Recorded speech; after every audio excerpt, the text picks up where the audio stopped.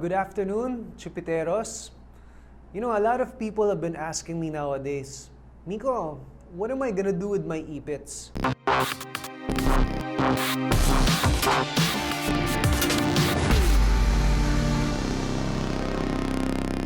The market's been going down for the last couple of weeks, especially now with these scare on the coronavirus. A lot of people have been getting stuck with their positions, and some positions are already down by 20, 30, 40%.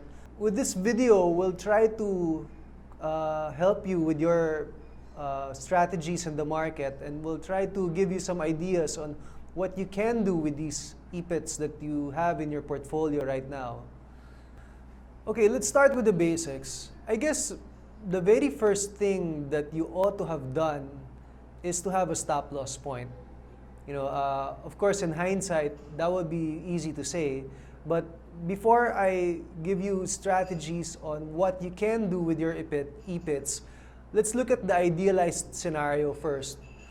So, from my personal strategy, what I do is, any stock positions I have that drops by 5% or lower, I would immediately look to cut it or sell it, or maybe sell it once it rallies again. So that's my personal strategy in this market. Some of you might employ maybe a tighter stop. Some of you might want to employ a wider stop maybe. But the important thing is for you to have one. No matter how bullish you are with the stock, no matter how good the fundamentals are, no matter how bullish the news are, you still have to have a stop with your positions. I don't believe that you should hold on to any of your positions if it breaks below a certain point. So any stock positions that I have, I need to have a bailout point. Okay, so for today's video, I'll be discussing with you everybody's favorite stock, ISM.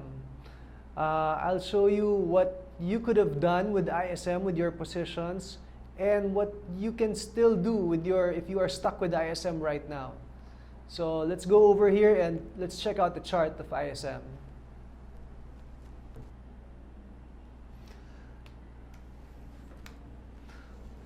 Okay, this is the long-term chart of ISM. This is like a 2-year chart of ISM. So this is in semi-logarithmic scale. If you'll notice, there is this horizontal line that I placed here right about at 450. This used to be the stock's major support level. So if you're looking at it from a medium-term perspective, when the stock broke 450 a couple of months ago, the trend of the stock became down. All right. So it's not only down in the short term, but it's also down in all time frames, in the weekly chart and in the monthly charts. Okay, so if I were holding on to ISM, I would have looked to sell the stock ever since, at the very least, when it broke below that critical level of 450. Okay, so you'll see in this chart here, there's this rally right about there's this rally here. So you could have gotten out of ISM there in that rally by selling on strength.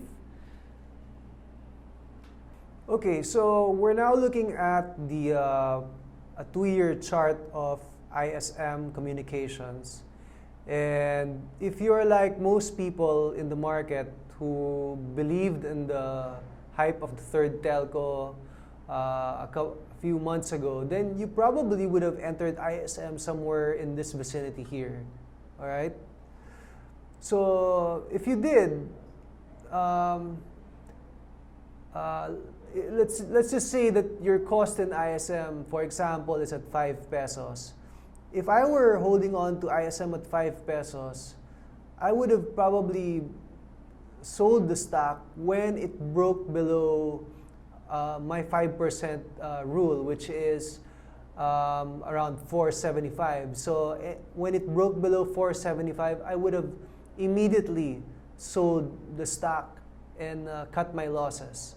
Okay, but let's just say now that you didn't have that rule and you wanted to use trend lines and the moving averages, for example, or to follow the trend.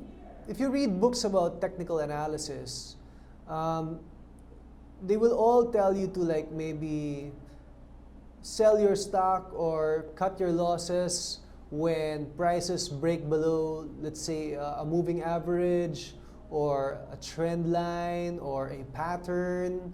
So let's just say that you didn't really follow, you didn't have a percentage stop, like unlike what I'm doing, no? So at the very least, you would have been stopped out in ISM when it broke below its major support at 450. Okay? So when ISM broke below 450 right here, right there, that was like a major sell signal for the stock. So it gave you one last chance to get out when it rallied from 3 pesos to 4 pesos around this time. So this was a good opportunity to sell ISM during that time. Okay, so let's just say you weren't able to sell ISM in this rally and you were still holding it up to now.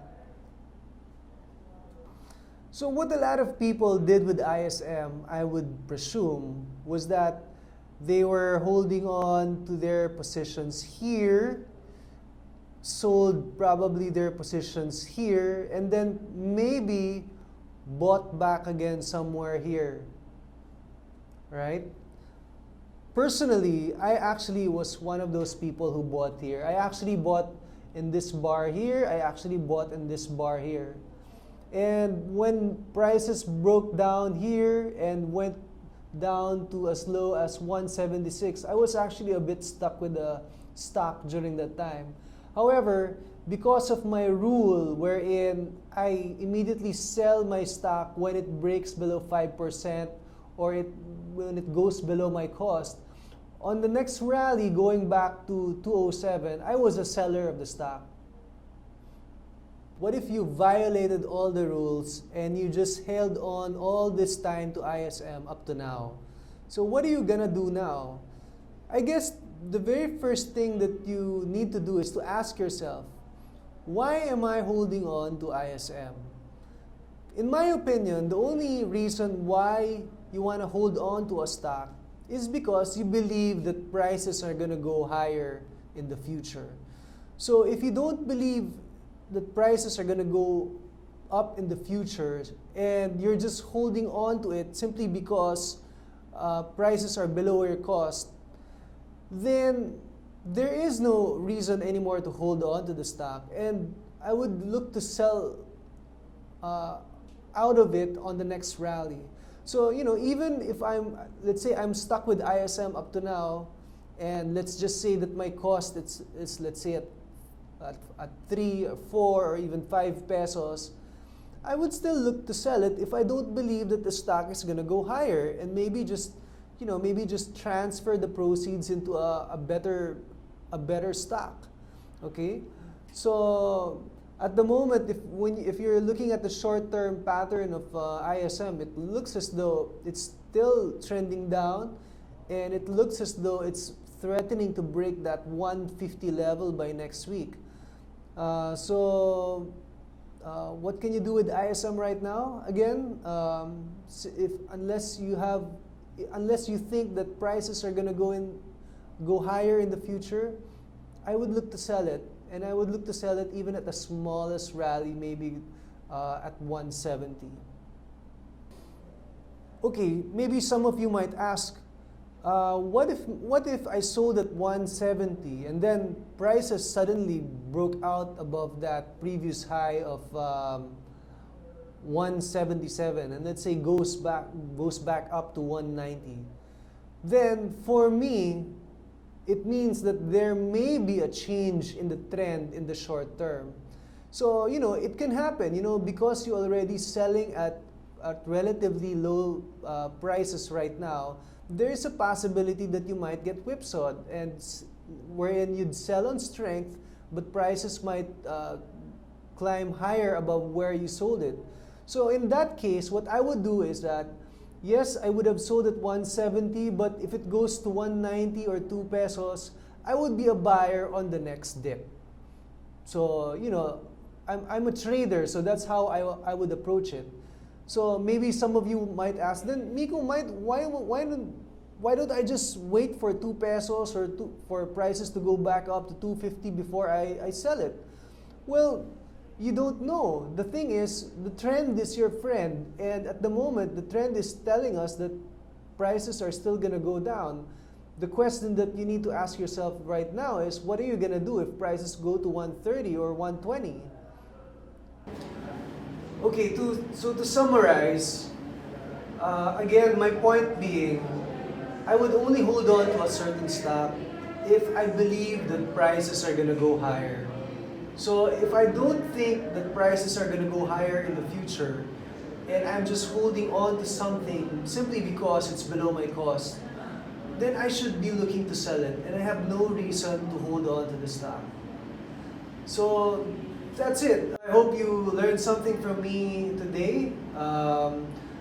We'll be creating more videos like this, more relevant and more helpful videos for you in the future. So do visit Tsupitero.com and for more videos in the future.